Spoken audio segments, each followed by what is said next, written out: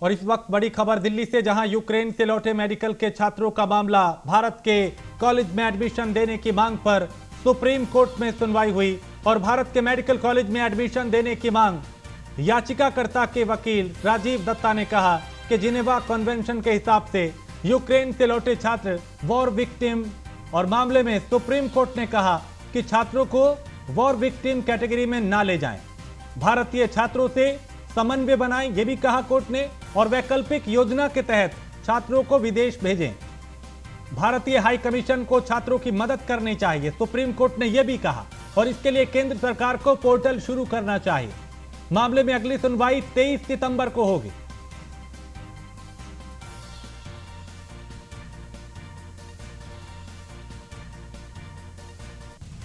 और भारतीय उद्योगपति गौतम अडानी ने इतिहास रच दिया है। दुनिया के दूसरे सबसे अमीर शख्स बने हैं Gautam Adani. Forbes real time billionaire index में दूसरा स्थान उनको मिला है और अब दुनिया में सिर्फ एलन मस्क अडानी से आगे हैं। यानी पहले पायदान पे मस्क हैं और दूसरे पायदान पे भारत के दिग्गज उद्योगपति गौतम अडानी दूसरे नंबर पे पहुंच चुके हैं, दुनिया के दूसरे सबसे अमीर व्यक्ति।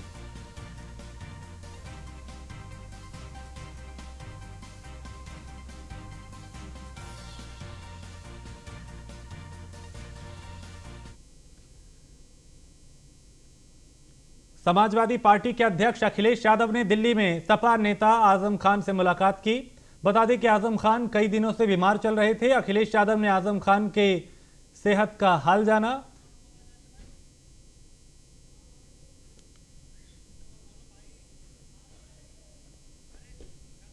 तो अखिलेश यादव ने आजम खान से मुलाकात की दिल्ली में, चूंकि उनकी तबीयत खराब थी और अभी 2 दिन पहले उन्हें डिस्चार्ज किया गया था अस्पताल से।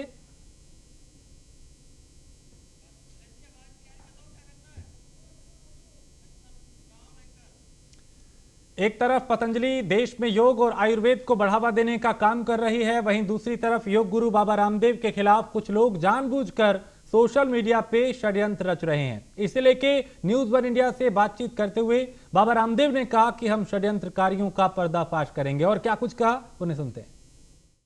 हमारे साथ बातचीत करने के लिए योग गुरु स्वामी रामदेव जी हैं। सर, पतंजलि के खिलाफ जो षड्यंत्र चल रहा है, किस तरीके से आप इस षड्यंत्र को टैकल करेंगे ताकि षड्यंत्रकारियों का पर्दाफाश हो सके? देखो, जिन लोगों ने षड्यंत्र किया है, 100 से ज्यादा लोगों की हमने लिस्ट बना रखी है, उनको नोटिस भेजें और उनके ऊपर क्रिमिनल केस करेंगे।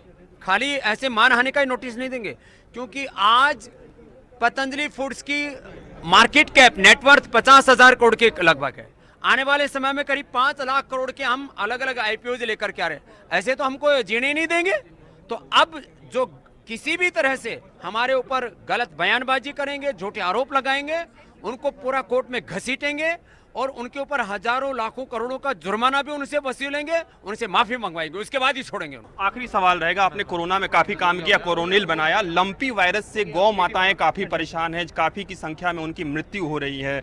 गायों की आप लगातार सेवा करते रहे हैं, क्या गौ माता के लिए भी कुछ दवाई बना रहे हैं आप लोग? हाँ, हमने अपने गौशाला में एक भी गाय को मरने नहीं दिया। तो उसके लिए हम आयुर्वेद की गिलोय, नीम, तुलसी, इन सब चीज़ों का प्रयोग कर रहे हैं और गायों की सेहत बहुत बेहतर हो गई है उससे। तो हम जल्दी ही ये सारे निष्कर्ष और व्यवस्थित रूप से मीडिया के सामने रखेंगे। और मैं सबसे आह्वान करूंगा, अपनी गायों को गिलोय पिलाइए, अश्वगंधा, तुलसी पिलाइए, नीम पिलाइए। अपने गायों जो नेचुरल तौर तरीके हैं उनसे अपने गायों की इम्यूनिटी बढ़ाइए और इस वायरस से बचाइए। धन्यवाद। तो ये थे हमारे साथ स्वामी रामदेव, जिनका साफ तौर पे कहना है कि गायों को गिलोय पिलाइए और इससे अपने गायों को बचाइए। वीडियो जर्नलिस्ट राम त्रिपाठी के साथ पीयूष तिवारी, नई दिल्ली। और खबर दिल्ली से है, जहां चाइनीज मोबाइल लोन एप्लीकेशन का मामला है, जिसमें कई ऑनलाइन पेमेंट गेटवे कंपनियों पर शिकंजा कसा जा रहा है। और इसमें रेजरपे, पेटीएम, कैश फ्री पर ईडी की बड़ी कार्रवाई, जिसमें बैंक और वर्चुअल खातों के रुपए फ्रीज किए गए।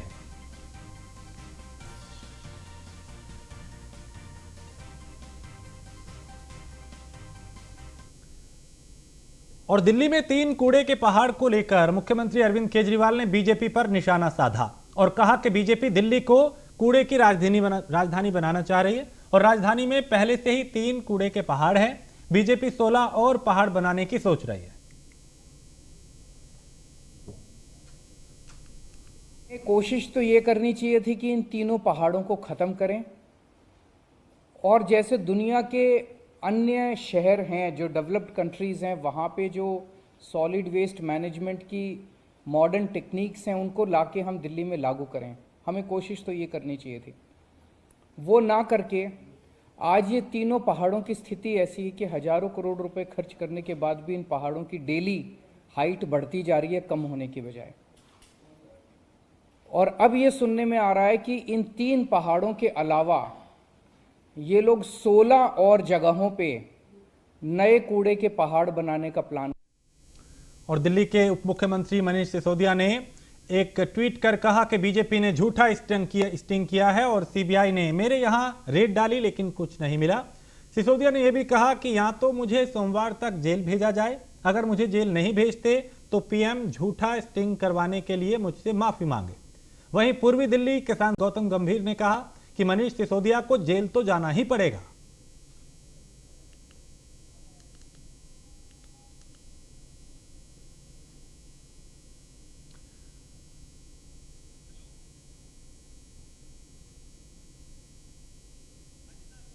तो सीबीआई ने मेरे घर पे रेड की, कुछ नहीं मिला और सीबीआई ईडी ने जांच कर ली, कुछ नहीं मिला। अब बीजेपी स्टिंग लेके आई है। सीबीआई ईडी स्टिंग भी जांच कर ले, आरोप सही हो तो मुझे सोमवार तक गिरफ्तार किया जाए, इस तरह का ट्वीट मनीष सिसोदिया ने किया। खबर दिल्ली से है, जहां Delhi police outer north district ने बवाना इलाके के अंदर एक मकान में छापा मारकर भारी मात्रा में कारतूस और 4 पिस्टल बरामद किए हैं। बताया जा रहा है कि इस मकान के अंदर कुख्यात गैंगस्टर नीरज बवाना का एक सदस्य भी गिरफ्तार किया गया है। हैरानी की बात यह है कि इस मकान के अंदर 2 गाड़ियां बरामद की गई हैं, जिसके अंदर एक गाड़ी स्कॉर्पियो जो बुलेट प्रूफ है। Delhi police outer north district के डीसीपी दिवेश कुमार के मुताबिक ये मकान कुख्यात गैंगस्टर नीरज बवाना के पिता के नाम पर रजिस्टर्ड है और गैंगस्टर नीरज बवाना गैंग के गुर्गे और सदस्य इस बुलेट प्रूफ गाड़ी को इस्तेमाल किया करते थे, रंगदारी मांगने के लिए इस्तेमाल किया करते थे। और वहीं पुलिस आतंकी गठजोड़ के एंगल से भी जांच कर रही है।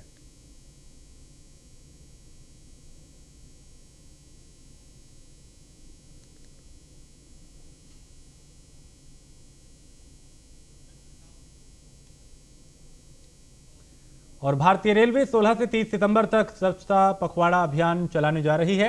यह अभियान 15 दिन तक चलेगा। इस मौके पे रेल मंत्री अश्विनी वैष्णव ने कहा कि नरेंद्र मोदी के नेतृत्व में स्वच्छता मिशन जीवन का हिस्सा हो गया है। रेल मंत्री ने कहा कि पीएम मोदी का फोकस क्षेत्र सेवा, सुशासन और गरीब कल्याण पर है। प्रधानमंत्री ने राजनीति को समाज की सेवा के माध्यम के रूप में बदल दिया है। उन्होंने यह भी कहा कि स्वच्छता पखवाड़ा के दौरान गहन स्वच्छता अभियान के अलावा रेलवे, संचार और इलेक्ट्रॉनिक्स और सूचना प्रौद्योगिकी मंत्रालय का ध्यान स्वच्छता, टीबी रोगियों के लिए सेवा और मेगा रक्तदान अभियान पर होगा।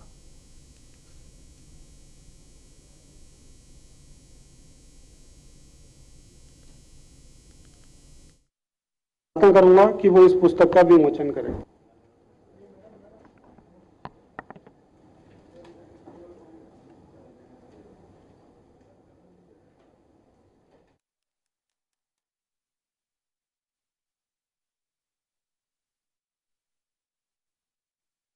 प्रावधान में जिस तरह से सॉल्व किया जा रहा है उसके साथ जुड़ के यथासंभव पेशेंट्स को अडॉप्ट करेंगे, अडॉप्ट करके उनके साथ जुड़ के उनकी किस तरह से मदद करनी है, किस तरह से मॉनिटरिंग करनी है, उसमें सहयोग करेंगे। धन्यवाद। सर एक सवाल वो ये है कि सर उस हो गया।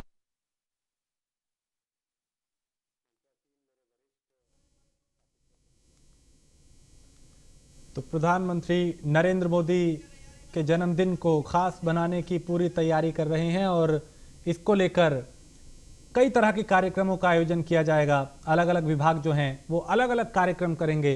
कहीं स्वच्छता अभियान चलाया जाएगा, कहीं रक्तदान शिविर का आयोजन होगा।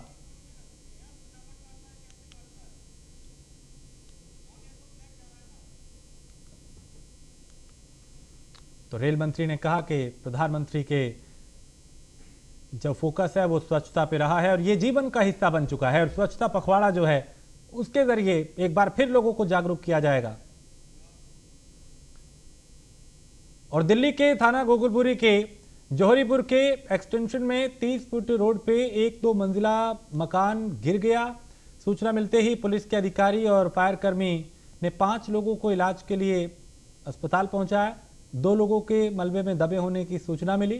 पुलिस मौके पर पहुंची और लोग जो मलबे में थे उन्हें निकाल के अस्पताल में भर्ती कराया।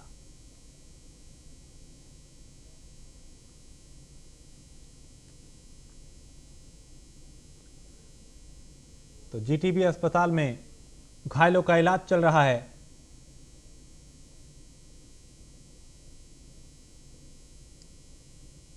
जिस वक्त यह हादसा हुआ उस वक्त पूरे इलाके में अफरा तफरी मच गई। लोग वहां पे पहुंचे, इकट्ठा हो गए। प्रशासनिक की टीमें कहीं वहां पे पहुंची। रेस्क्यू अभियान चलाया गया। जो मलबे में दबे थे उन्हें निकाला गया। 2 मंजिला मकान था जो गिरा और इसकी चपेट में कुछ लोग आए। इस तरह के हादसे पिछले कई दिनों में कई जगह से सामने आ रहे हैं।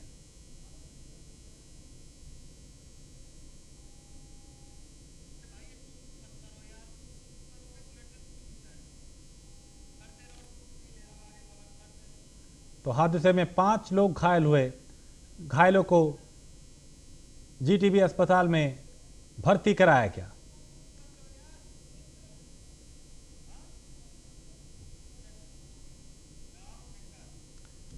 उज्बेकिस्तान के समरकंद में एससीओ शिखर सम्मेलन हुआ, जिसमें प्रधानमंत्री नरेंद्र मोदी भी पहुंचे और समरकंद घोषणा पत्र पे प्रधानमंत्री ने हस्ताक्षर किए। पीएम मोदी और पुतिन के बीच मुलाकात हुई। दोनों के बीच रूस यूक्रेन युद्ध को लेकर चर्चा हुई और यूक्रेन संकट से कई बाधाएं सामने आई। प्रधानमंत्री ने इस बात का भी जिक्र किया और आज का युग युद्ध का नहीं है, पीएम ने यह भी कहा। उन्होंने कहा कि मैं आपका और यूक्रेन का आभार व्यक्त करता हूं। संकट के काल में हमारे हजारों छात्र यूक्रेन में फंसे थे। आपकी और यूक्रेन की मदद से हमारे छात्रों को हम निकालने में कामयाब रहे। विश्व में आपसी सहयोग बढ़ाना हम चाहते हैं और विश्व खाद्य चुनौती का सामना कर रहा है। शंघाई सहयोग संगठन सम्मेलन की अहम भूमिका है। पुतिन ने पीएम मोदी को रूस आने का न्योता भी दिया। हृदय से बधाई देता हूं। आज जो पूरा विश्व महामारी के बाद आर्थिक रिकवरी की चुनौतियों का सामना कर रहा है, एससीओ की भूमिका बहुत महत्वपूर्ण है। एससीओ के सदस्य देश वैश्विक जीडीपी में लगभग 30% का योगदान देते हैं और विश्व की 40% जनसंख्या भी एससीओ देशों में निवास करती है। भारत एससीओ सदस्यों के बीच अधिक सहयोग और आपसी विश्वास का समर्थन करता है। महामारी और यूक्रेन के संकट से ग्लोबल सप्लाई चेन्स में कई बाधाएं उत्पन्न हुई, जिसके कारण पूरा विश्व अभूतपूर्व ऊर्जा एवं खाद्य संकट का सामना कर रहा है। एससीओ को हमारे क्षेत्र में विश्वस्त, रेजिलिएंट और डाइवर्सिफाइड सप्लाई चेन्स विकसित करने के लिए प्रयत्न करने चाहिए। इसके लिए बेहतर कनेक्टिविटी की आवश्यकता तो होगी ही, साथ ही यह भी महत्वपूर्ण होगा कि हम सभी एक दूसरे को ट्रांजिट का पूरा अधिकार दें। एक्सेलेंसी, हम भारत को एक मैन्युफैक्चरिंग हब बनाने पर प्रगति कर रहे हैं। भारत का युवा और प्रतिभाशाली वर्कफोर्स को मैं स्वाभाविक रूप से कॉम्पिटिटिव बनाता है। इस वर्ष भारत की अर्थव्यवस्था में 7.5% वृद्धि की आशा है, जो विश्व की बड़ी इकोनॉमीज में सबसे अधिक